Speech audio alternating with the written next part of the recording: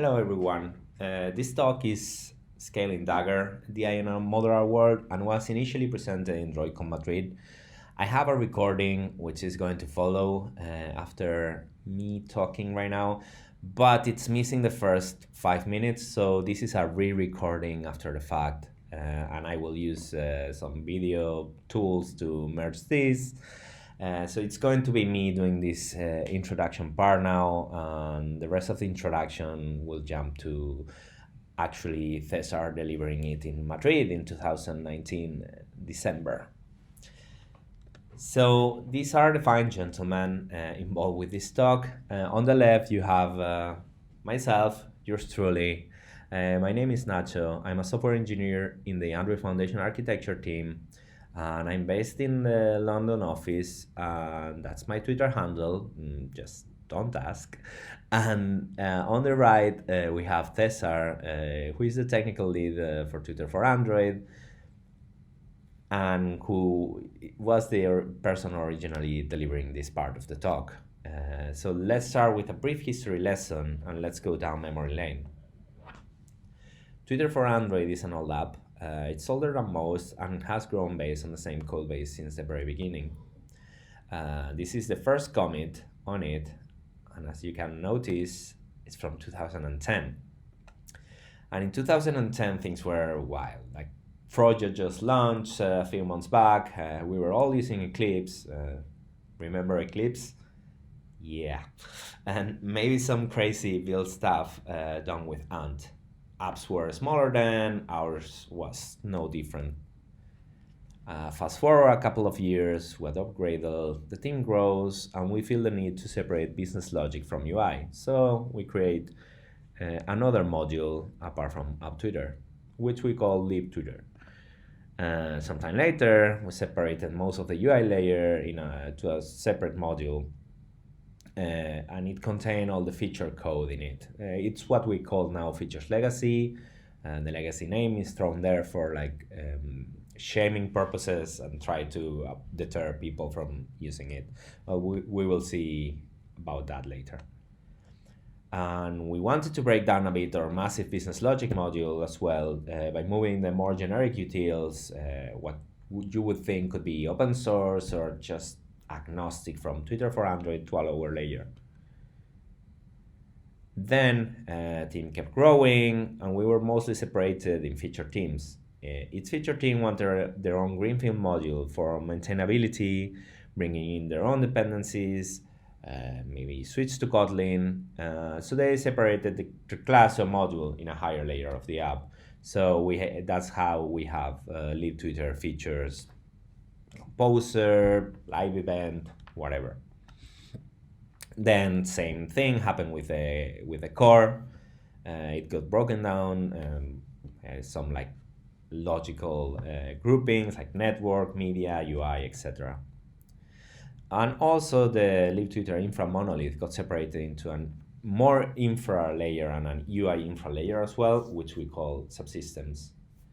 Once all the features are in their own modules, and share infra move to a lower layer, kind of effectively modularize the whole app, which we're not there yet, but it's we're getting there.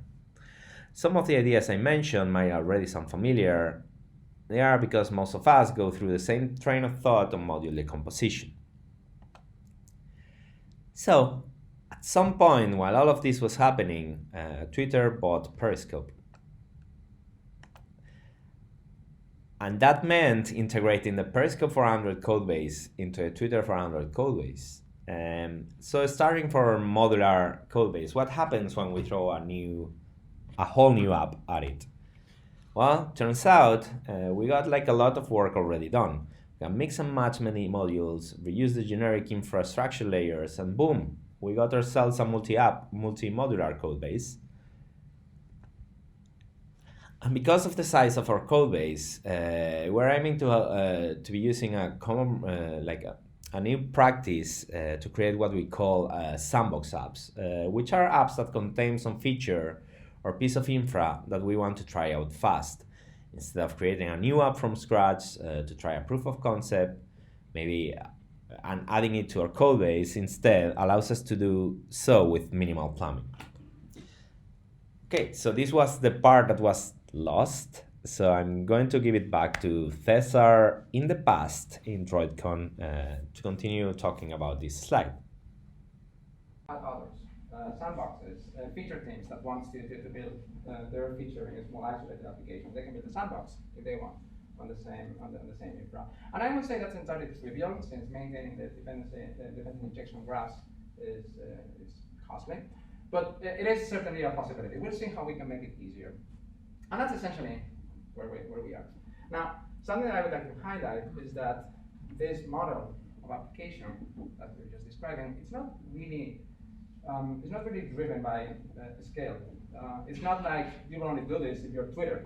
You have a million lines of code, otherwise it's not worth it. We believe that this model of application will be useful to any application. We hope that what we are going to be discussing in the rest of the presentation will be really useful to anyone. And with this, thank you. Okay, so let's talk about dependency injection a little bit. Dependency injection is important, and it's important for a number of reasons. I am going to just list a couple of them, but not going into much detail. There are like other talks about it. It improves reusability of the code, improves testability of the code, helps with correctness, and allows us like to refactor things easier. But what's good here is that DI is important, and it doesn't matter the size of the app, like as Cesar was saying with the modules. So a little show of hands in the room, who is using some form of DI in the app? Okay, good, I'm very proud of you. So of all of you, who is using Dagger? So most of it. So it turns out I'm not surprised, and thank God that you raised your hand, because otherwise it would have been for naught. Like, I'm not surprised because DI is important, and we can obtain benefits right away from adopting it, right? And within the DI world, Dagger is a good solution for medium to big size apps, and it scales reasonably well. And probably the biggest benefit, the biggest selling point for Dagger are all of these really nice static checks that it provides. So it's always going to be better to have things failing at compile time rather than in the hands of your users, right? Like being told at compile time that you're missing a binding or you have duplicate bindings, it is so much better than encountering this while like the user is playing around with your app. Another good upside of Dagger is that it generates a ton of code, but especially the boring code. So Dagger helps us with automating what's really boring about manual DI, honestly. So if you take a look at this, there are like 3 classes here, but then that translates to 4 lines of code for instantiating them. What happens if you modify one of the constructors, you're going to go over and having to change a lot of code. And you can imagine that this doesn't scale really well. So with Dagger, we can just slap at inject on things and get done with it. Like all that boring stuff, poof, goes away. And Dagger allows us with scopes to create some scope groupings of objects, right? And these scoped objects, we use them to be able to map to be able to model app life cycle to them. And just a tiny disclaimer, over the course of this talk, we're going to be mentioning a lot the word object graphs, because it encompasses like component and subcomponent, and to be honest, that the word component is like maybe not the best word. It's very easy to reuse. So let's go to, let's switch gears a little bit, and let's see how we implement our graph architecture at Twitter. First of all, we have like the biggest scope, the one that starts when the app launches and dies with the app, which is called the application scope. It will contain all of those singletons that we just want once over the course of the app. Then we're going to have the user scope. And this scope starts when a user logs in. not a loser. We love our users. Don't quote me on this, please. Don't at me. English is hard, come on. So we have the user scope, and it starts when the user logs in, gets killed when the user logs out, and if some other user logs in, like we have a new instance of it. Then we have something that we haven't seen quite a lot around there, but we have what we call the retain scope. And this supposedly map to your let's say like your feature screens, like whenever you see like something in screen that's for activity, fragment, or whatever. And this graph, the particularity it has is that it's retained across configuration changes. So namely, if you rotate the phone, this doesn't get recreated. This doesn't get destroyed. A common use case for it would be to put like view models, like the concept of view model, not AndroidX view model, but you get the gist of it. It works all the same. And also like things like repositories, use cases, whatever. And then inside of that scope, we have what we call the view scope. And this is the one that's closely tied to the life of your activity or fragment. And it typically is going to contain your activity or fragment context, the views, and a lot of other bindings. So Dagger lets us annotate these scopes with some custom annotations. And these are the ones that we use canonically at Twitter. So as to whether we use components or subcomponents, we start, the application object graph starts with a component, then we reference the builder for a subcomponent in the object user object graph, which then we reference, here is only one, but we can reference like many of them, subcomponents for all retain scopes, one for each like screen or like grouping. And then that maps to another subcomponent for the view scope. And you might be wondering why we chose components for a graph, which is the application scope, and we use subcomponents for the others. So with Dagger, and you might be wondering about this because there are hidden costs on using subcomponents, like compilation times might be longer, and the control of visibility is an issue as well. But we're going to see more on this later. But using only components for all the graphs really doesn't work in a modular world, because on a component you need to reference the parent component from the component itself, right? So it makes them hard to scale. So we only see people using components for everything in big companies that have been creating their own solutions to manage this by generating some code. So far, we talked about our modular architecture and our graph architecture. So if we combine both things, we can see how we distribute our graphs in the module hierarchy of the app. So on the left-hand side, we have our module decomposition. On the right-hand side, we have our graph architecture. So something that looks ideal would be to put the application user graphs down at the bottom. And we would then assume that all our infrastructure layers are the ones that are only going to be providing bindings for these object graphs. But let's see if this holds up with an example. Let's compose a tweet. So there is a very beautifully crafted tweet from yours truly. Says, hello Madrid, put like a picture that I took from Google. And let's see where things are in here. So first of all, we start from a feature module that has the composer feature code. We will have an activity, a view model, a view delegate, view holder, whatever you call it. So all these bindings will be around here. So, no pressure. So we have this subsystem tweets layer down here that will have a user scope binding for tweets repository.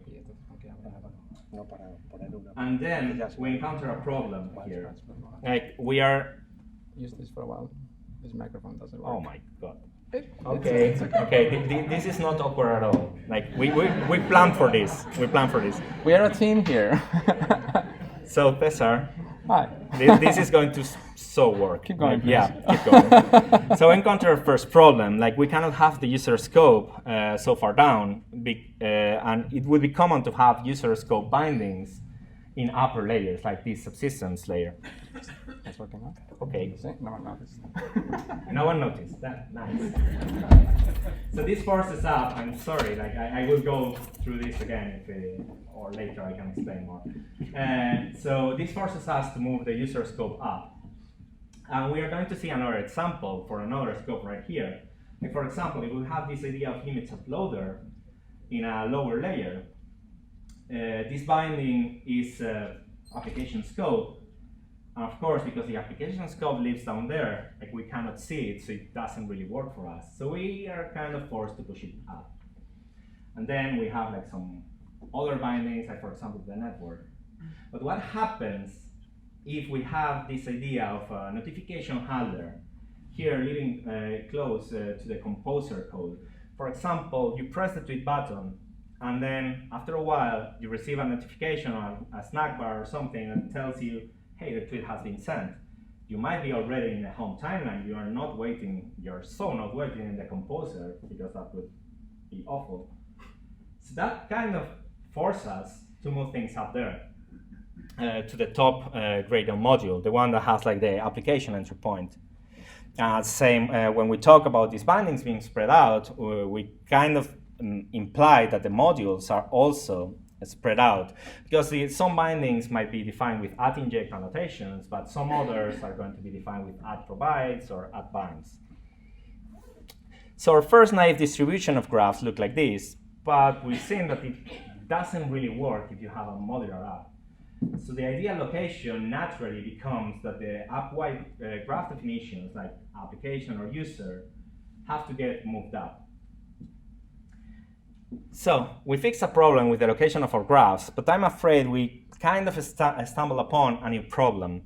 If we think about how these graphs might look like, they're going to become huge. Right now we are in the top Gradle module, so we have to reference like all these Dagger modules down there with some bindings. So we can see that, yeah, it can be quite big. And it scales, like it grows really, really fast. So we have a problem. And we need to reference bindings, we need to reference Dagger modules, we need to reference subcomponents builders. And it's difficult to maintain because references are scattered through all the Gradle modules. So how can we fix this? What if we were able to separate those definitions in tinier digestible chunks? And what if these definitions were collocated so in the same Gradle module as the bindings? And this is what we call a subgraph. And a subgraph is nothing more than a slice of an object graph. It allows us to partition these big graphs, like the application graph in this case, and into smaller subgraphs and move them to the Gradle modules with the bindings that they represent. So for example, let's see how we would break down a slightly smaller, for the sake of you being able to see it, graph. So for example, we'll take away the composer object graph into an interface. We will have application object graph extended, and we would move this new interface to features composer. We would do the same thing for everything. Like for example, for these things about the tweet repository, we will move it to the subsystem of tweets. Then the image loader would be moved, and we would add the subgraph to the extension list of the application object graph. And same thing for the core network stuff. So things will keep on working because it's just an interface extending other interfaces, right? Like we can do that. So sounds good. And the graph then becomes more manageable because all those bindings will be grouped and they will be collocated in the Gradle modules where the bindings are at. So overall, breaking down the big monolithic graphs would eventually look like something like this. So all the big graphs that we have would be, all those definitions would be separated into like different modules. So we had a tiny problem with these big graphs that could grow very wild. So if we scatter those definitions into the gradient modules where they belong, we don't have big monolithic graphs anymore. So we mentioned how the different graphs map to the life cycle of our app. And we talked about the distribution of graphs. But how do we really use them? How do we go about instantiating them? So typically, when we are going to instantiate the graph, like the application component in this case, we use its builder. And there is a slightly annoying thing that for all of you that raised your hand when I asked about Dagger, I'm sure you feel it too. That class is generated. So it forces you to actually compile the app to have a reference for it, so Android Studio doesn't complain about it. So what if we could like fix it? It should be fairly easy, and it should be low-hanging fruit for us, right? So let's do it. What if we changed it for like a static method that would just reference the actual component? What if we had some utility class that could infer the component name from its builder? And I'm going to use the R word for this. I'm going to use reflection. Yeah. But we're going to just use reflection once. So we're just going to, don't worry, don't take pictures or anything. But TLDR, we're going to use reflection to go into the component. We know that there is an annotation there that's component builder, so we'll find it. Then we instantiate whatever class has it, and then we look for the builder method. That is always the same. It always has the same name. And don't worry, we're going to share this code. It's just boilerplatey, but it didn't fit in one slide, so that's like no. So we had this tiny issue about generating, referencing generated code. And what's better than doing that is not referencing generated code, even if we use reflection once on the whole life of your app. I think it's pretty reasonable. So then, given the big graphs are in the top layers, what if we want to extract some objects from intermediate layers, so things that are below it? And all of these things that we talked about, subgraphs, like might look like silly thing to you, this is where they come in handy. So a typical example of needing access for this are for obtaining classes from outside what's managed by Dagger, obtaining classes from inside of Dagger. So typical example is you have this legacy activity that doesn't have any injected stuff or anything, any Dagger configuration done in it. And we want to grab this image uploader thing. So we have a problem, is that we can see image uploader, but we cannot see the application object graph that we talked about, right? Because we moved it up for a reason, but we don't see it because we're down there. What if we were, instead of referencing the actual binding, what if we reference the subgraph? Let's see how we can live doing that. What if we had like a silly wrapper for graphs? We could just change this code that we had to grab the component and then put it in this static getter, right? Like it doesn't matter, it's application scope, it dies with the application, right? It's not going to create any leaks whatsoever. So then, because this provider doesn't know anything about the application object graph per se, it's any, like you could have anything in there. It can live down there. So in this case, we see that legacy activity could see the subgraph, and the module that has the subgraph could see the module with the provider. Then to access this subgraph, we would need to just cast what's returned from its provider with a cast. But we can do better than that. What if we just move all that casting thing away from like our developers? So we could just create this getSubgraph method and do the cast inside of here. Then we can take things a little bit further. We can modify our media app subgraph to have this companion object that we just grab the provider and get the subgraph out of it. So it does the cast for you.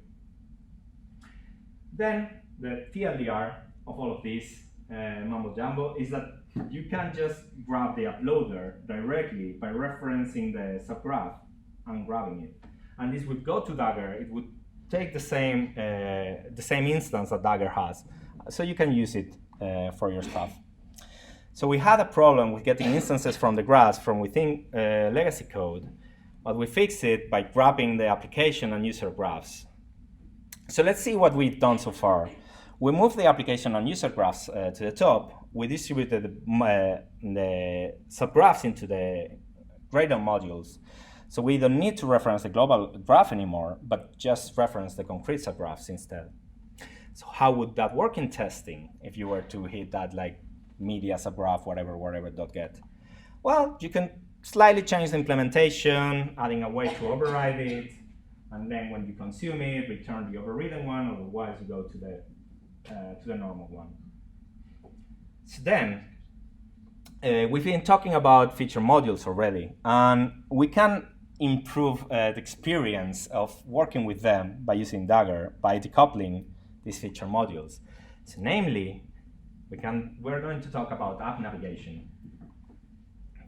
So in a modular app, we typically have our features in separate Gradle modules. So we have this composer, DM activity, main activity, whatever. So how we can start these activities that we cannot see?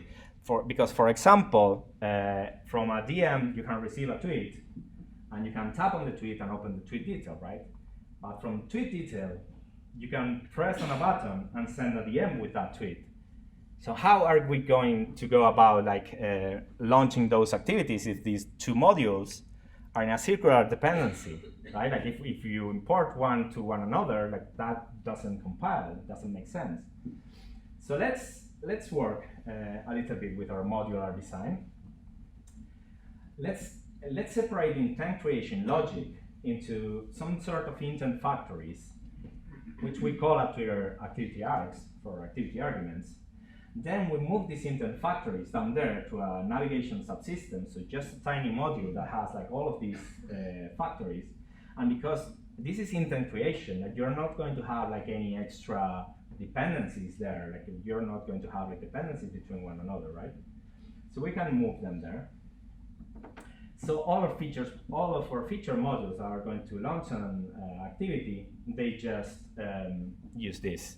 They reference this Gradle module.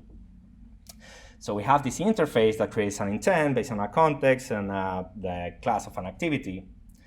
And then, like for example, in the composer case, we have a way to creating that intent. And we have a way, it has like a slightly good side effect, is that we put extra with these random strings, just centralizing in place. And as I was saying, this is nothing more than a factory of intents. But we need to be able to aggregate all of them. So we need a service discovery mechanism. So in Dagger, those are multi-bindings. So the idea is that we would add a multi-binding for every activity arguments class in its Gradle module. So Dagger would create a binding for a set or a map, depends on the type of multi-binding that you use, and aggregate them. So in our case, it would be aggregated in a map. So we would have a way to tie the activity arguments, so the intent factories, to their own activities. Because this adding to these bindings is going to happen in the same Gradle module that has visibility over like the activity and the arguments class. So how does this look like? So well, in our Dagger module, we could have like a multi-binding. We can tell Dagger like, hey, this is going to go in a map. It's going to have this class reference as a key, and it's going to have this activity reference as a value. So then we could create a helper class that would just take the map that Dagger created for us and be able to start the activity based on just the activity arguments. So we would just call to the factory, provide the context that we have, and extract the Java class from the activity args, from the activity map. So that way we have the reference from the actual activity. So we would be able to start the activity then. So we had this issue that we couldn't start an activity that we couldn't see at compile time. But while at compile time, you might not see things. Once you build your app, everything is there at runtime, right? There are no barriers there. Dagger does that for us. So what other things could we do following similar strategies? We've seen some concrete examples, but we can use it to couple some other concepts. Like for example, we can talk about initializers. So typically, like for example, like you might want to, when your application starts, you might want to start using your Google Analytics, or you might need to, you use Fresco, so you need to initialize Fresco or your room or whatever that you're using. So we can use a multi-binding set to aggregate the objects that take care of that initialization. And just by the trick of accessing that multi-binding, Dagger is going to instantiate all of those objects. So you can take that into advantage. You can take that particular thing into advantage and get all this initialization code going on. Also, we can use notification handlers in the same way. We can have like aggregate them by using multi-bindings.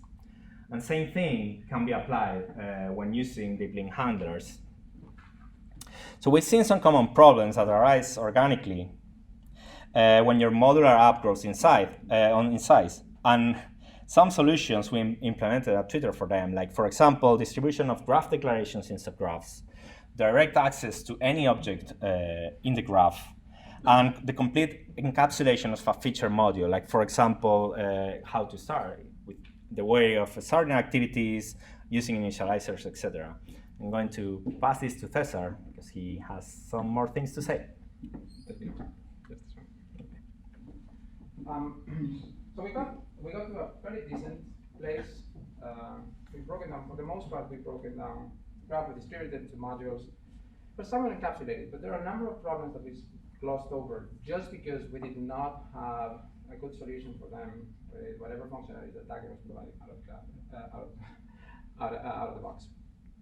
So this is where we were 2 years ago, and we found ourselves struggling to figure out how to address those. So let me talk through some of them.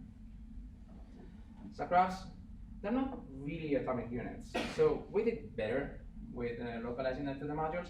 We have subgraphs distributed to the modules. We have Dagger modules as well distributed to the modules, but then we have all of this direct dependencies. You saw that graph that Nacho showed earlier. This is exactly what it looks like, right? We have all those references at the top to every one of those subgraphs, and everything is coupled in a way, right?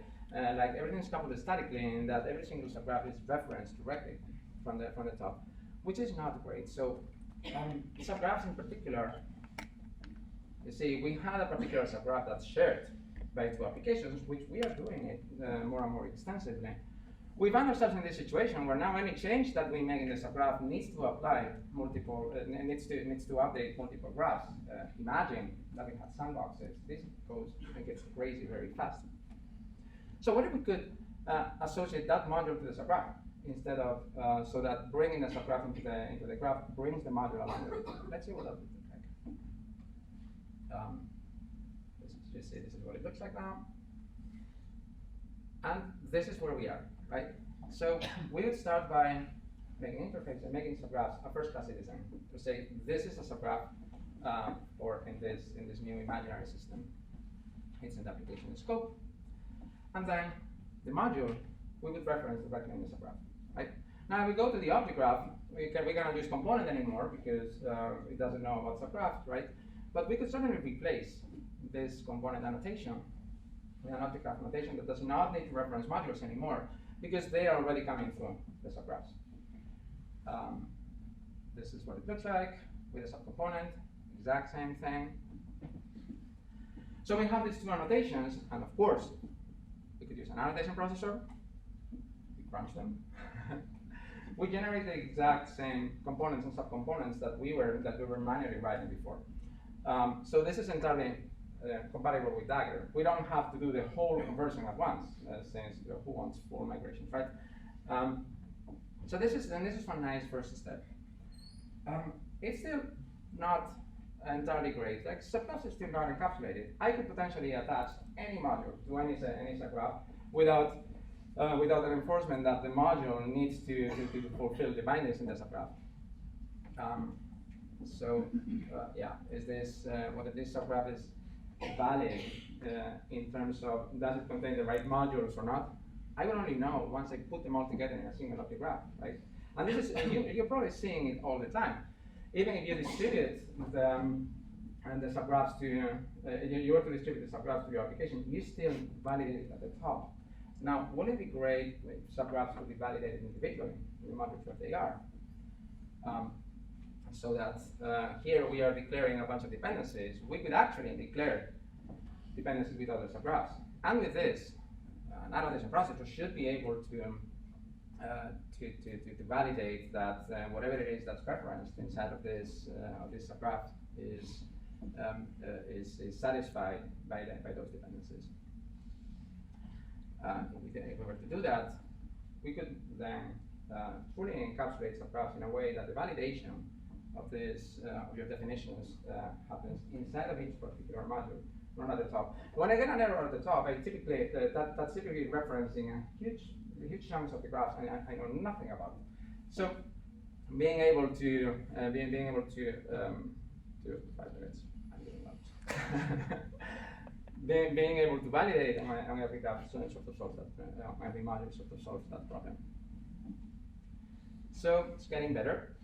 The graphs are not self-documenting, and this is a problem that we get with Dagger all the time, where when you want to understand how to use a bunch of Dagger definitions, well, good luck. You probably need to go spelunking into the implementation, trying to understand what's available, and more typically, you will just try to make it compile and fix errors as they happen. And that's the problem because the definitions, the subgraphs themselves, they're not really self-documenting. But that's not really the case anymore.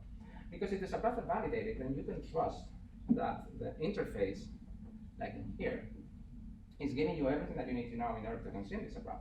It's telling you the dependencies, but more importantly, it's telling you that all of that is entirely validated, so that this is all that you need to know about the subgraph. It provides a broadcast controller and nothing else.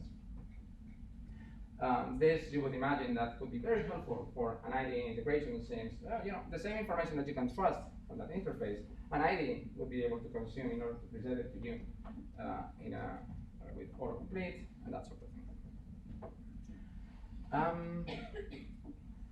One last thing that we sort of glossed over as well. We listed you see this the full list of graphs. You may have hundreds of subgraphs in your application, right? We group them together with modules, but we still have this. We still have our application graph listing all of the subgraphs, which is still very hard to maintain. If I were to share multiple subgraphs across applications, I would have to manually go and find which subgraphs are visible from each application, right? It's quite insane. So maybe we can use the annotation processor as well. And then what we would want to do is to have it find those subgraphs for us, so that the declaration of these subgraphs, the visibility of this subgraph in the top module, should be essentially all that you need in order for that object graph to be configured for you. And what this means is that building the object graph becomes trivial, because it will just aggregate all of the subgraphs. If I wanted to share those subgraphs with another application with Periscope, it will figure that out for me. If I wanted to use it sandboxes, I wanted to use a sandbox that consumes just one portion of the stack, it will find whichever subgraphs that are relevant to that portion of the application and configure the object graph for me without any extra work. So that's kind of addressing all of the problems that we have alluded to so far. But since we call this subgraph this subgraph sort of a new type of entity, and we are kind of imagining what next generation, so to speak, dependency injection system would look like, we can explore some more. What else can we do? And something that we found is that subgraphs are not reusable. Have you ever tried reusing a module in Dagger? Like you have your module and you want to put it in a library in a way that can be consumed by multiple applications. Good luck with that. For the reasons that I mentioned before, the subgraphs, they are not, the modules themselves, they don't really provide a validated interface, right? So it's not really designed for doing that. But our subgraphs are.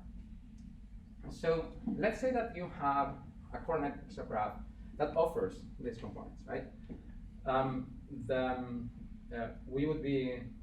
We could use that. We could reuse that directly in Twitter, but maybe Periscope needs another cache. So what we would probably have to do is to rewrite the subgraph by replacing and rewrite the module, something like that, replacing the cache, right? But if we were to be doing this in an object programming setting, that would be very easy. We would just make the class open. I would make the cache open, and we would override it, right? So maybe we can do a similar thing with subgraphs. And we can just declare our Periscope subgraph by reusing the subgraph that we already have, and by just overriding. You see, this is an override of a binding that we always wished Dagger would offer. But it seems to make sense, right? That I would want to reuse whatever I have already so that I can share it with Periscope. Something a similar vein. We have inversion of dependencies. We usually use abstract in an object in the programming world. If we want to declare that something will be declared at a later time, we can sort of do the same thing. We can declare my subgraph as being abstract, and this is just saying this is a template for how to build a subgraph, where all that you need to provide at a later time is, oh man, the pressure is on. Where all that you need to do is to define a subgraph at a later time that overrides the Twitter schema. And yeah, there's a lot more that we could do here. We could do native assisted injection. We could optimize build times, since we are no longer building everything, running all the computations at the top. We're distributing the computations to the modules. We could do integration with the ID, like I mentioned. And this annotation processor, well, as you can imagine, it does have a name. And this is what the solution that we've come up with during this last couple of years for addressing all of these problems, and taking us to a world where we can fully decouple all of the modules in a way that the application is made of entirely isolated modules. It implements all the features that I mentioned. A few more. There's a lot more in the pipeline that we didn't have the time to cover since we're running out of time already. And this is coming. This will be open source sometime in 2020. So we'll be looking for feedback. So we'll be looking for early adopters. We are hoping that we can help make things easier for people using Dagger, and I consider a lot of you. And yeah, if you have any questions, you can find us later, since there's no time for questions now. Thank you so much.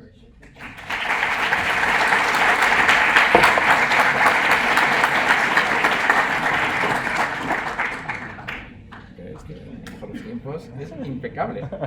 Impecable. Yo cuando he visto el 30 digo... Sí, es verdad, he hecho 10 minutos, digo, qué barbaridad, 10 minutos clavados. Qué barbaridad. Sí. Es que no hay más tiempo. No hay más tiempo. No, si teníamos el tiempo, espérate que no soy capaz de enseñarme esto. Teníamos el tiempo muy bien medido, lo hemos medido muchas veces, pero porque, yo qué sé, que también está feo quitarle tiempo a otros. Esto no sale de ninguna de las maneras. Si miramos si la próxima se engancha por la tela, porque creo que se enganchaba la tela. Sí, entonces estoy tirando y me lo voy a cargar. Encima hemos tenido que hacer aquí el chavo del 8 con el señor. ¿Estaba grabando el audio? Por favor, a ver qué te saques. Ah, que se ha quedado todavía ahí. Ya ves. Me lo he enganchado con ganas ahí para que no se... No, César, the cat is out of the bag. It has a name. It has a name. No. Hombre, la verdad es que llega un momento que digo, este resolver condiciones imaginario. Digo, que bueno, digamos, anda que no molaría, ¿eh? Ahora, Dios. Digo, yo no lo veo terminando así. Bueno, creo que tienes Sí, tu cosita aquí. Ahora me llevo... Oye, lo de